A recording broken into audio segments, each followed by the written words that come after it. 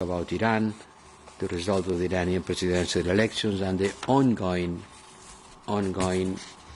negotiations in Vienna to try to revive the JCPOA. The Swedish Minister for Foreign Affairs debriefed us on her visit to Yemen and to the Gulf. In Yemen, we have another case that will be in the agenda, or at least on the current affairs points of the next Foreign Affairs Council. And I think this is a brief summary of a long Foreign Affairs Council. Thank you very much. And now we'll take some questions. I have a lot of hands raised in here and outside. So, again, I have a lot of hands raised. Now we have a few questions. I will start by you. And you have a mic there, and then we will do some questions in the room and some questions also from the colleagues who are connected remotely. So, hello, this is Efe Koutsokosta from Euronews. I have a couple of questions for you. So, first of all, I would like to start with Belarus and the sanctions endorsed today by the EU foreign ministers. And I would like to ask you, what is the impact that you expect these sanctions to have, given the fact that already there are a lot of sanctions in place since years against Lukashenko, and he is still in place. So, what makes you believe that this time is different, and these sanctions will not exhaust the people and push Lukashenko further towards Putin's arms? And the second question, if I may, it's about Turkey. As you said, you mentioned that it has been discussed. So is the EU ready to activate the positive agenda on Turkey? And as I heard you saying about the Cyprus issue, is this announced, for example, a visit by the Turkish President Erdogan to Varoshi a condition that could really take this positive agenda back? Thank you.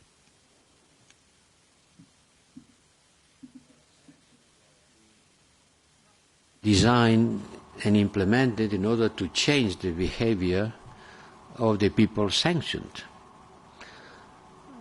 This is the purpose. There are personal sanctions and there are economic sanctions. We don't use economic sanctions at the beginning because we are aware that economic sanctions affects not only the people that we want to sanction, that we target, but also everybody, because they affect the economy. So we have been very careful on taking these decisions. Certainly, this is a fourth round of sanctions. I don't exclude to prepare a fifth round, because it is the way we have to influence the behavior of the responsible of what is happening in Belarus. And also the economic sanctions, when they will be taken, they will influence their behavior because they will create damage to the economics of the country. Certainly, there is not a magic one, but this is the tool we have. And about Turkey and Cyprus, I don't expect the European Union Council, the next one, to go deeper on the issue of Turkey relations, because it will be very much engaged on the Russia communication. And certainly our relations with Turkey are very much influenced by the Cyprus issue. So we will follow attentively the situation in Cyprus, trying to push for the continuation of the negotiations started in Geneva, because I think this is a good occasion to try to look for a solution to the Cyprus settlement. Thank you very much. Thank you very much. I will take first someone from remotely, and then I will take the floor. Please, Marina, take the floor.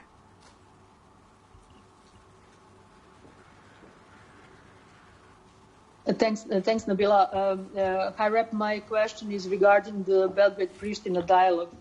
We didn't hear from you, Mr. Borrell. How do you find the results of this last round of the talks in Brussels last week? Are you satisfied with the cooperativeness of the new Pristina Prime Minister? And did you speak with President Biden maybe about the dialogue? Thank you.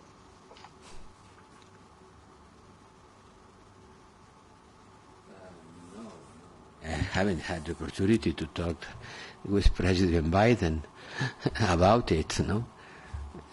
But I've been talking with my homologue, my counterpart, the Secretary of State Blinken, and I have to say that now there is a very good cooperation between the US and Europe. There is no longer a competition from the US side to try to empower themselves on the dialogue, which is a process led by the European Union. Now we are in a strong cooperation, and this is going to help. The dialogue between Pristina and Belgrade was just a point on the current affairs, and it took some minutes. I informed about how the last meeting took place and our intention to have another meeting before the summer. Thanks. And now Noureddin, you have the floor.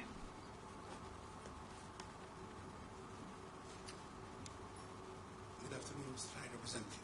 Noureddin Farid from Al Arabiya News Channel. I have a couple of questions, please, on Iran. The new elected president showed that today in his press conference that he's really a hardline one. And he said a lot of things, but he will not negotiate the ballistic missile nor the militia, the armed militia in the region. How concerned are you that the newly elected president will not be willing to terminate, let's say, the Vienna talks, and then maybe it will fail because he's putting a lot of condition? And if you allow me a second question about Lebanon, many times you said that you have options in the European Union. Why are you reluctant to take some restrictive measures against those who are blocking the political situation in Lebanon? And because you were there, are they from many communities, or are they only from one camp? Thank you. I don't have any reason to believe that the new president, the new Iran president, is going to take a different stance with respect to a negotiation that it is on the interest of their people and on their country. So I don't have any reason to believe it. But let's see. And about to take restrictive measures against anyone is not me waking up in the morning and saying, oh, I'm going to take restrictive measures. No, this is a long process that requires unanimity of the 27 member states. So member states put the question on the table as a possibility, in order to try to push, to try to deblock the situation in Lebanon. And I've been told to the Lebanese leaders that they should take their responsibility and to try, by all means, to end with this political blockage, to form a government, and to take the decisions to face the challenges that the country is facing. We'll continue discussing about it and see what's happening. This is one possibility who is on the table, but by the time being, it has not even been discussed at the appropriate level. So you will have to wait for quite a long, not quite a long, because we are under pressure, but certainly weeks in order to take a decision like adopting a set of measures against the political responsibles in Lebanon. No? Thanks. The lady here. Thanks.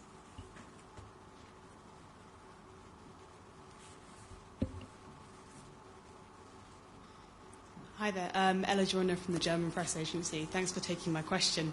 I wanted to go back to the Belarus economic sanctions and ask you if you really think that they stand much of a chance of kind of forcing a step forward in this process of trying to secure free and fair elections in Belarus. Do you think that the economic sanctions can achieve that, or is there the risk that this will just push Lukashenko further in the direction of Moscow? Thanks. Look, if we No. were not convinced that this can help, we will not be doing. Huh? We take these kind of decisions because we believe that can help. If we didn't believe it, we wouldn't take it. It's not automatic, it's not sure, but it is a way of putting pressure, and economic sanctions put a lot of pressure. And Mr. Tikhanovskaya has been asking us to take still more sanctions, to froze assets, to affect the state-owned enterprises which are supporting Lukashenko. She provided us with a list of such terms. So certainly we believe it can influence the behavior.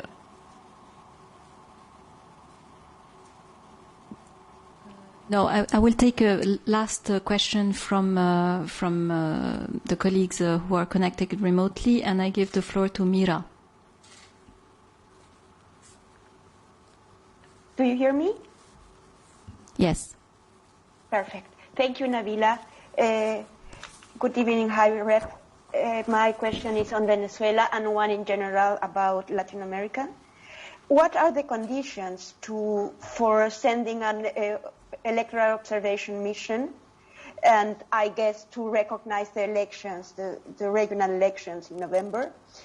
And is your meeting with Mr. Arriaza a good sign towards normalization? And more in general about Latin America, with exception of Spain, Italy, France, and Germany probably, do you think the other member states care about Latin America? Thank you.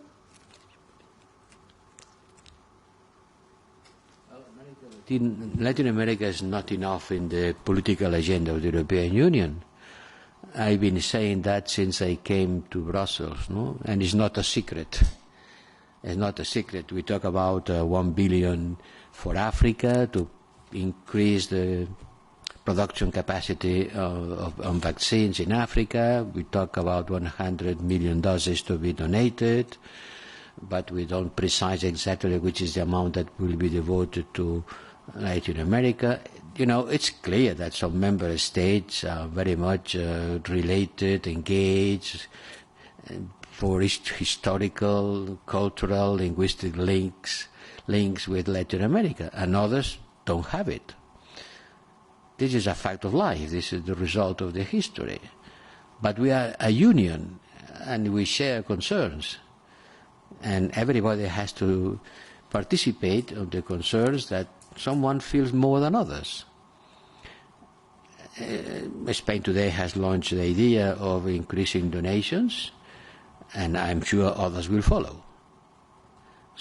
But, you know, all European Union member states all together have to participate on a common policy. In a common policy, in some items of this common policy, some members feel more concerned than others. But all of us participate in it. And the conditions to send an electoral observation missions are very varied. There are from security concerns and political.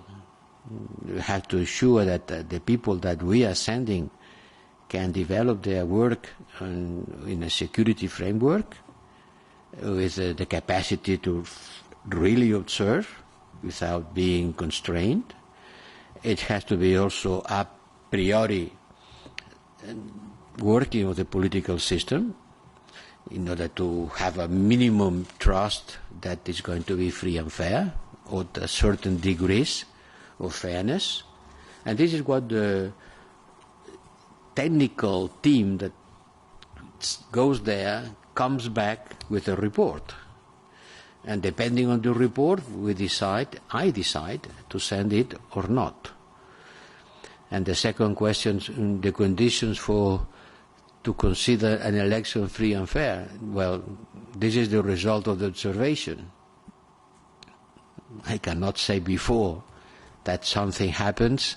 I cannot qualify something as free and fair before it takes place. But I think that is good, if it is possible, to have eyes on the ground, to have the possibility of observing. Because in some cases in which we haven't sent an observation mission, frankly, I think we have regretted. Because at the end we would have been very happy if we could have had our own assessment of the situation.